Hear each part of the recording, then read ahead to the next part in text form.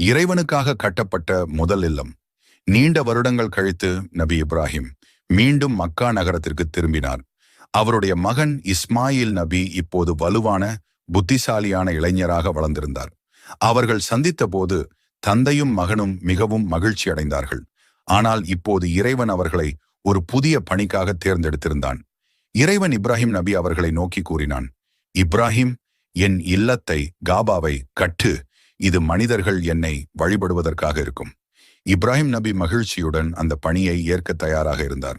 அவர் தனது மகனை அழைத்துச் சென்று கூறினார், மகனே, இறைவன் ஒரு புனித இல்லத்தை கட்டுமாறு கூறியிருக்கிறான். நாம் இருவரும் சேர்ந்து அதை கட்டுவோம். இப்ராஹிம் நபி மக்கா பள்ளத்தாக்கின் நடுவில் ஒரு இடத்தை தேர்ந்தெடுத்தார். அவருக்கு நினைவுக்கு வந்தது ஒரு புனிதமான இடம். அவர்கள் மணலை அகற்றி பழைய அடிப்படைகளை தேடினார்கள். இதே இடத்தில்தான் காபா இருக்க வேண்டும். அந்த இடம் காபாவின் பழைய அஸ்திவாரம்